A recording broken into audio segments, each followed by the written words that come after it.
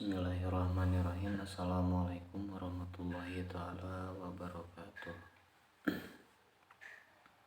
Perkenalkan, nama saya Sedik Abdullah dengan NIM 11880301182. Di sini saya akan menjawab beberapa pertanyaan atau soalan dari salah satu tugas TS ulangan tengah semester dari mata kuliah Manajemen Sumber Daya Manusia yang dirampu oleh Pak Hikmat. Yang pertama yaitu tentang pengertian manajemen sumber daya manusia.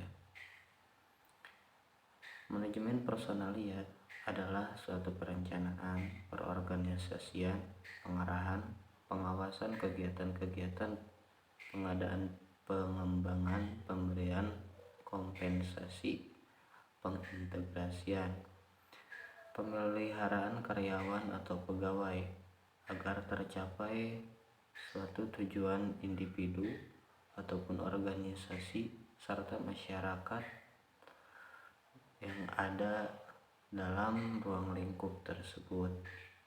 Nah, pernyataan dari LIPO tersebut menyamakan pengertian manajemen sumber daya manusia sama dengan manajemen personalia. Nah, kemudian Anthony Camar dan Rawef pada tahun 2002 ia mengatakan bahwa manajemen sumber daya manusia memiliki berbagai macam tugas yang berkaitan dengan usaha untuk memiliki, melatih, mengembangkan, memotivasi, mengorganisasi, dan memelihara karyawan dalam suatu perusahaan. Nah, maka dari itu, manajemen sumber daya manusia ialah pendekatan yang sangat strategis serta sangat erat kaitannya dan hubungannya untuk mengelola aset yang paling penting dalam suatu perusahaan, yaitu orang-orang yang bekerja di dalam perusahaan tersebut. Bisa dibilang orang-orang tersebut adalah karyawan, manajer, dan staf lainnya. Nah,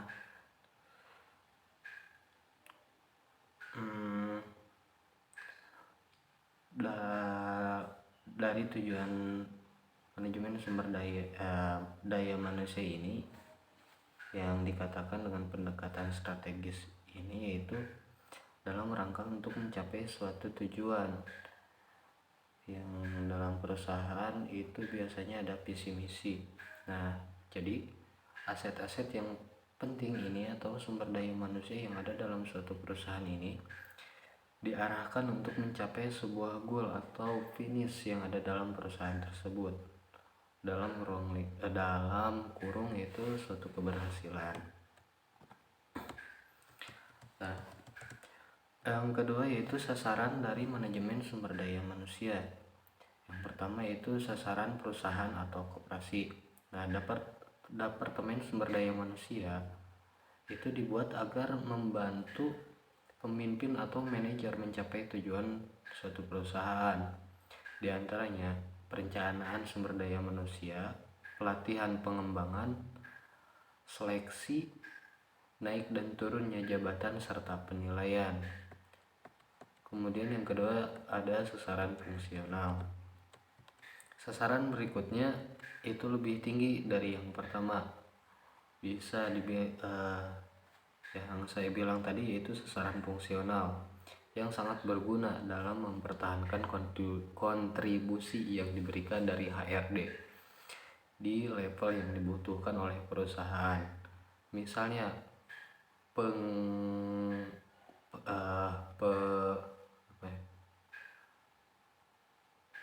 misalnya yaitu pengangkatan pangkat atau penilaian pegawai serta penempatan pegawai. Nah, secara fungsional ini kemungkinan yaitu bisa dinilai dari skill yang kita punya serta dan kecocokan kita dalam bidang tersebut. Jadi misal contohnya ya, kita sebagai karyawan namun kita memiliki skill yang bagus gitu di bidang lain. dan skill tersebut terlihat oleh manajer, maka skill tersebut sangat mendukung untuk kita naik ke pangkat yang lebih tinggi dalam suatu perusahaan. Kemudian ada sasaran sosial, yang dimana di dalamnya ada sebuah hubungan antara manajemen perusahaan dan serikat kerja. Kemudian pemenuhan bila ada tuntunan hukum, CSR, keuntungan perusahaan, hubungan antara perusahaan dan masyarakat di sekitarnya. Jadi sasaran sosial ini yaitu bertujuan untuk menjalin hubungan yang baik antara pemilik perusahaan, pemimpin perusahaan, serta masyarakat setempat di mana perusahaan itu berada. Nah, kemudian secara pribadi karyawan, ya kita udah pada tahu ya, dalam hal ini akan membantu karyawan dalam mencapai tujuan pribadi dari karyawan tersebut. Nah, jika pekerja ataupun karyawan tersebut sangat baik terhadap perusahaan atau profesional lah bisa dibilang, maka akan diberi kemudahan, misalnya mempermudah untuk membantu karyawan yang mau kredit rumah ataupun kendaraan. Selain itu juga bisa kita naik gaji ataupun ada bonus mingguan gitu biasanya. Kemudian yang nomor 3 yaitu peranan sumber daya manusia di Indonesia terhadap pasar bebas di wilayah ASEAN, baik itu keuntungan, kendala maupun hal yang harus dilakukan. Serbuan produk Cina di pasar global, tepatnya sejak tahun 1990-an, semakin serius merajalela. Indonesia pun tidak luput dari pasar tersebut. Nah, hal ini pun dapat kita lihat secara kasat mata kita ya, di toko-toko modern ataupun di pasar tradisional, baik itu tempatnya di perkotaan ataupun di pedesaan. Bahkan daerah terpencil pun membanjirinya barang Cina, seperti halnya handphone, alat-alat elektronik, ataupun alat-alat kosmetik lainnya.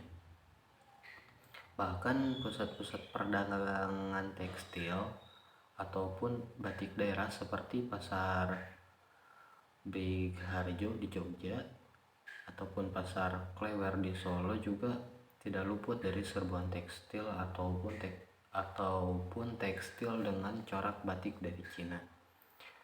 Nah, di pedesaan permasalahannya itu lebih rumit lagi ketika wilayah pedesaan masih berhadapan dengan masalah kemiskinan yang belum selesai dengan serius dan sistematis oleh pemerintahan setempat. Di sisi lain harus berbenturan dengan proses liberalisasi pasar. Kebijakan makro pemerintah sendiri yang selama ini memang begitu terkesan tidak berpihak kepada rakyat kecil atau rakyat pedesaan, melainkan lebih berpihak kepada warga elit, penguasa, dan juga pengusaha. Nah, sementara di sisi lain pemerintah juga terkesan lemah atau bisa dikatakan lebih banyak menuruti investasi asing dalam hal ekonomi. Nah, hal ini bisa kita lihat ya, bahwasanya banyak TKW sih namanya, jadi tenaga kerja asing yang didatangkan dari luar ke Indonesia, padahal di Indonesia sendiri banyak gitu yang mampu terhadap bidang tersebut. Nah, mengingat pentingnya permasalahan di atas, maka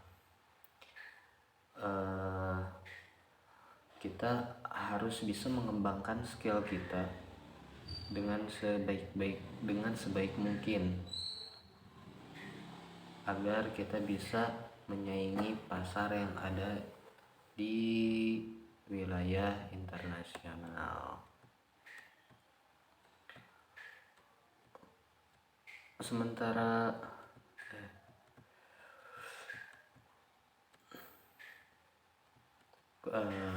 kemudian yang keempat yaitu indikator penilaian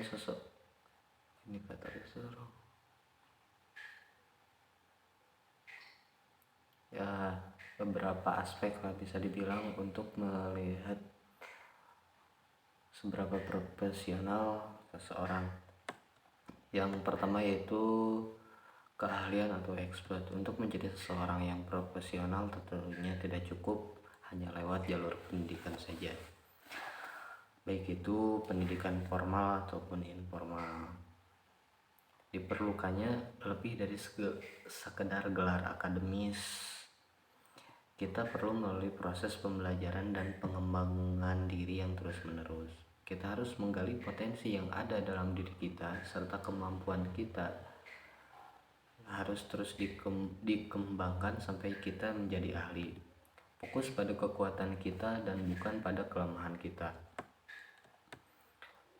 Lakukan eksplorasi atau organisasi sebagai sarana. Jadi kita ikut salah satu organisasi ataupun komunitas ya untuk mengembangkan skill kita, untuk mengetahui skill kita cocoknya itu dipakainya di mana dan kita nyamannya jadi apa gitu, bisa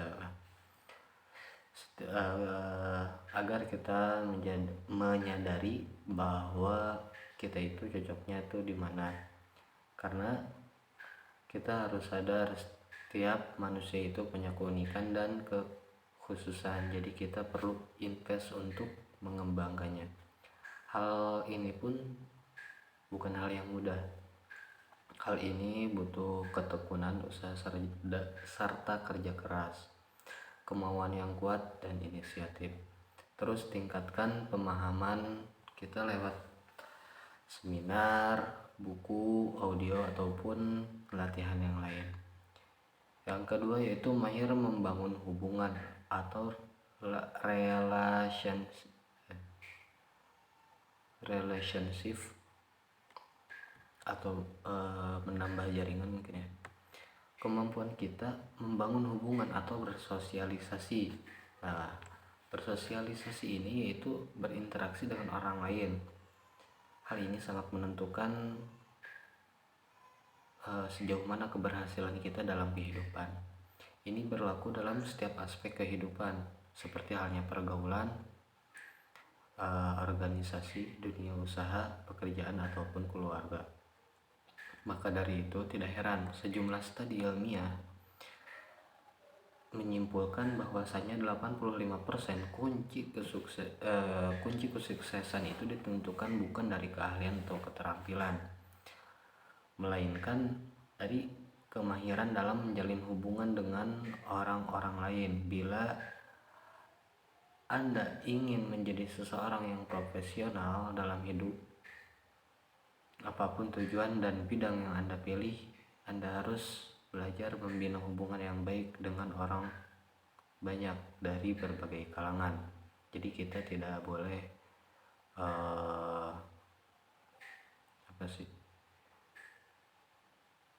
memiliki bukan kasta, jadi kriteria lah. Kita tidak boleh membeda-bedakan orang-orang. Kita bergaul boleh, tapi kebablasan janganlah, secara istilahnya kayak gitu. Yang ketiga yaitu tingkatan kemampuan berkomunikasi. Nah, selain bersosialisasi, kita juga diperlukannya komunikasi. Nah, seberapa jauh dan dalamnya suatu hubungan dapat terjalin dan ditentukan oleh komunikasi. 90% penyebab hancurnya suatu hubungan, pernikahan, pertemanan, organisasi, bisnis, ataupun dalam suatu perusahaan diakibatkan oleh komunikasi yang salah. Komunikasi yang baik harus bersifat dua arah. Seorang komunikator yang handal adalah seorang pendengar yang baik. Seseorang profesional harus mampu mengkomunikasikan satu hal dengan jelas dan tepat pada sasaran. Kemudian yang keempat yaitu hasilkan yang terbaik atau excellent. Seorang profesional itu selalu berusaha menghasilkan suatu karya yang baik ataupun memiliki kualitas yang tinggi dengan cara mengerjakan suatu hal tersebut dengan maksimal. Profesional don't do different thing they entahlah, lupa bahasa Inggrisnya. Untuk menjadi profesional, kita harus terus mencoba memberikan dan mengerjakan lebih dari apa yang diharapkan. Yang terakhir yaitu berpenampilan menarik ataupun good looking. Nah, untuk good looking kemungkinan udah pada tahu ya, karena orang akan menilai kita 10 detik pertama apakah mereka bisa menerima kita ataupun tidak. Sama halnya kalau kita mau beli barang, lihat packing dulu, mau nonton film lihat review dulu, mau masuk toko pun kita harus lihat dekor ataupun desain yang menarik dari toko tersebut. Kemudian nomor yang kelima yaitu pengertian etos kerja.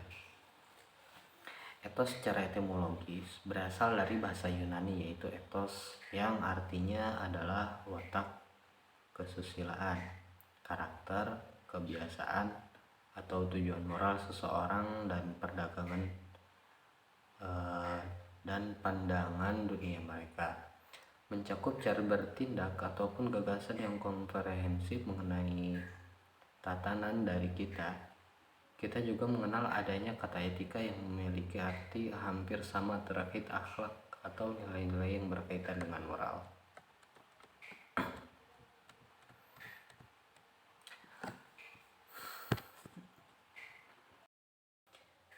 Nomor 6 yaitu hadis tentang manajemen sumber daya manusia. Bismillahirrahmanirrahim. Idza wasadal amru illa ghairi ahlihi fa'angdiri salah. Hadis riwayat Bukhari. Apabila perkara diserahkan kepada orang yang bukan ahlinya, maka tunggulah kiamat. Sudah tidak asing lagi dan sudah kita ketahui bahwasanya suatu pekerjaan jika dikerjakan oleh seseorang yang bukan ahlinya, maka kegagalan akan dihasilkan kemungkinan, cuman tidak keseluruhan. Dari hadis tersebut bisa kita pahami bahwasanya dalam manajemen tanda kutip dalam ruang lingkup manajemen sumber daya manusia, seseorang yang tidak profesional ataupun bila kita tempatkan bukan di bidangnya, maka orang tersebut tidak akan cocok. Jadi dibanding dia membereskan pekerjaan secara maksimal, kemungkinan besar pekerjaan tersebut akan bertambah, bukan selesai. Mungkin segitu yang dapat saya sampaikan.